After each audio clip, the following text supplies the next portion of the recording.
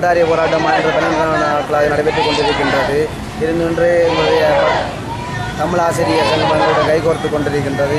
இது தற்போது மனித சங்கிலி போராட்டமானது காந்தி பூங்காவிலே அமைதியான முறை நடைபெற்றுக் கொண்டிருக்கின்றது. இருந்தும் எங்களது போலீசாருடைய பாதுகாப்பானது அதிபலமாக காணப்படும். ஏதோ ஒரு குற்றவாளியை பார்ப்பது போல அவர்களுடைய நோக்கம் காணப்படுகின்றது.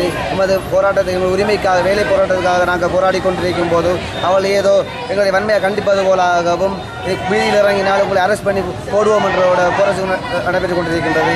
நாங்கள் வன்மையாக கண்டிக்கிறோம். எங்கள் உரிமை போராட்டத்துக்காக போராடும் போது இடையூறுகள் வந்து கொண்டிருக்கின்றது. இதனை அனைத்து அரசாங்கமும் இதுக்கு வன்மையாக கண்டிக்க வேண்டும் என்று கூறினோம்.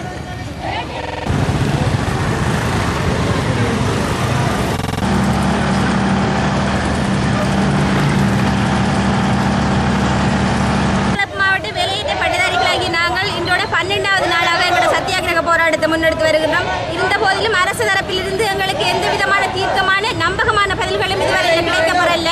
நாங்கள் படித்து முடிச்சுட்டு பல்கலைக்கழகம் சென்று படித்து முடிச்சுட்டு இத்தனை வருஷமாக 2012ஆம் ஆண்டுக்கு பிறகு இருந்து எங்களுக்கு இன்னும் வேலை தரல. நாங்கள் எங்களோட தாய் தகப்பனங்களை கஷ்டப்பட்டு படிப்பிச்சாங்க. இதில் இருக்க எல்லாரும் அரசாங்கத்து வேலை செய்கிறாக்கிற பிள்ளைகள் இல்லை. எங்களோட தாய் தகப்பனங்களை கூலி வேலை செஞ்சு கஷ்டப்பட்டு படிப்பிச்சாங்க. இப்போ அவங்கள நாங்கள் பார்க்குறதா எங்களை அவங்க பார்க்குறான்றது கூட தெரியாத நிலையில் நாங்கள் இருக்கோம். தயவு செஞ்சு இந்த அரசாங்கம் எங்களுக்கு படித்து முடித்த எங்களுக்கு பட்டம் பெற்ற எங்களுக்கு உடனடியாக நியமனம் வழங்கணும். நாங்கள் தீவிரவாதிகள் மாதிரி ரோட்டில் நிற்கிறோம். இவங்க அரசாங்கம் வந்து பொலிசை போட்டு எங்களுக்கு யாரை பாதுகாக்கிறாங்கன்னு தெரியல. நாங்கள் போராடுறது வந்து எங்களோட உரிமைக்காக போராடுறோம்.